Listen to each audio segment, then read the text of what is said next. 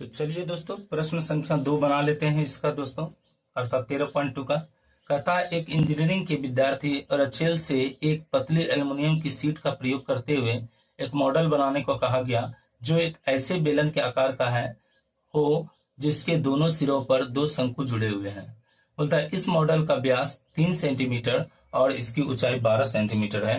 यदि प्रत्येक शंकु की ऊंचाई 2 सेंटीमीटर हो तो रचेल द्वारा बनाए गए मॉडल में अंतर्विष्ट हवा का आयतन ज्ञात कीजिए। ठीक है, इसका मतलब हमको है आयतन निकालना है दोस्तों। आइए तो सबसे पहले यह जो डिजाइन बनाया गया है वह देखिए, इस डिजाइन में क्या क्या है उसको समझते हैं। तो डिजाइन में सबसे पहले एक शंकु है दोस्तों, सॉरी शंकु नहीं, बेलन है दोस्तों। ये बेलन हम बना लेते हैं, ये रहा हमारा बेलन। और बेलन के दोनों जो है साइड ऊपर और नीचे क्या किया गया है, तो एक ऊपर और एक नीचे दो शंकु का निर्माण किया गया है।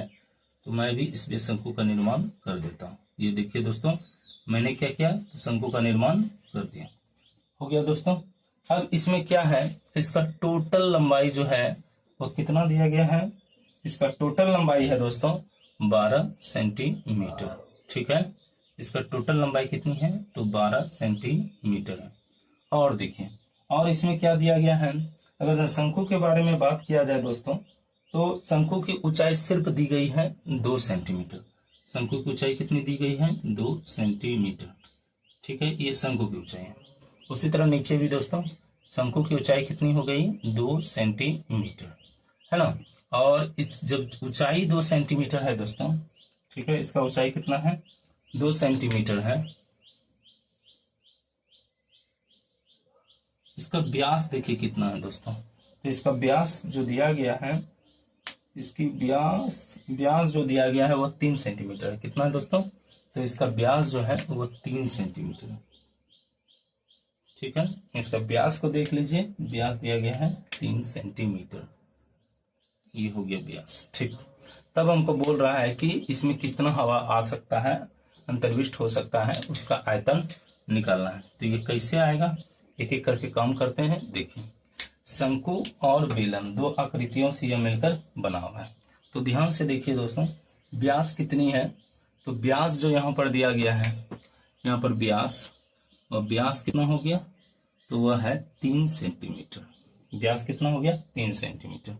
तो व्यास जो होता है वह 2 गुना आर का होता है, इसका मतलब है 2r बराबर 3। तो आर का वैल्यू हो जाएगा 3/2 सेंटीमीटर। ठीक है दोस्तों। अब देखिए मॉडल की ऊंचाई कितनी है, कुल लंबाई, मॉडल की कुल लंबाई, मॉडल की कुल लंबाई या ऊंचाई, तो ऊंचाई कितनी है, 12 सेंटीमीटर। ठीक है, ऊंचाई कितनी होगी, 12 सेंटीमीटर। जबकि शंकु की यहां पर कर देते हैं प्रत्येक शंकु की ऊंचाई दोस्तों, यहां कर देते हैं प्रत्येक शंकु की ऊंचाई। तो प्रत्येक शंकु की ऊंचाई बराबर, तो प्रत्येक शंकु की ऊंचाई जो है वो 2 सेंटीमीटर। कितना है, 2 सेंटीमीटर।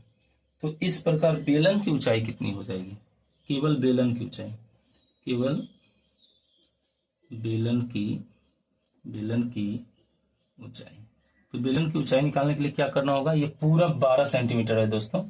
तो ऐसे कंडीशन में ये शंकु का नीचे का 2 सेंटीमीटर और ये 2 सेंटीमीटर, 4 सेंटीमीटर जो है हमको हटाना होगा, ताकि शंकु की ऊंचाई इससे रिमूव की जा सके।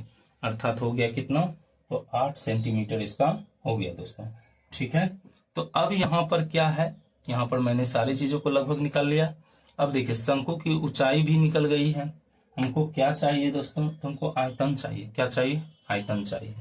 तो आयतन निकालने के लिए, मतलब किसका आयतन, जो हवा उसमें आ सके, मॉडल में अंतर्विष्ट हवा का आयतन। ठीक है, मॉडल में अंतर्विष्ट जो आने वाला हवा है उसका आयतन निकालना। तो लिखेंगे मॉडल में अंतर्विष्ट हवा का आयतन बराबर। तो देखिए यहाँ पर 2 ठो शंकु और एक बेलन है दोस्तों। तो सबसे पहले मैं बेलन से बात करता हूं कि बेलन का आयतन क्या होता है। तो बेलन का होता है πr² h। अब देखिए 2 शंकु है, तो यहाँ पर इसको पहले 2 से गुना होगा और एक शंकु का आयतन, पहले देख लीजिए कि एक शंकु का आयतन कितना होता है 1/3 पाई आर स्क्वायर एच। ये एक शंकु का आयतन होता है, लेकिन ऐसा क्या गो है 2 ठो है। ठीक है दोस्तों, जब 2 ठो है तो दोनों को मैं क्या करता हूँ सॉल्व कर लेता हूँ दोस्तों। तो देखिए ध्यान से, यह हो गया पाई आर स्क्वायर एच और ये हो जाएगा 2/3 पाई आर स्क्वायर एच। ठीक है दोस्तों, यहाँ पर देखिए क्या क्या कॉमन आपको मिल रहा है। अब देखिए यहाँ पर दोनों एच एक ही जैसा लग रहा है, तो शंकु का एच को क्या करेंगे डिफरेंट बनाने के लिए इसमें 1 दे देंगे। ठीक, और बेलन का एच है ही। अब यहाँ पर देखिए पाई आर स्क्वायर कॉमन आ रहा है, एच नहीं, एच डिफरेंट है इसी वजह से, तो एच और प्लस क्या बच जाएगा 2/3 H1। ठीक है दोस्तों, तो ये हमारे पास बच गया। अब हम क्या करेंगे अगले नेक्स्ट स्टेप में, चूंकि इसमें पाई का वैल्यू जो है रखना क्या है दोस्तों नेसेसरी है, तो इसलिए हम कर देंगे 22/7 और गुना त्रिज्या कितना आया है, तो त्रिज्या है 3/2, इसका क्या हो जाएगा होल स्क्वायर।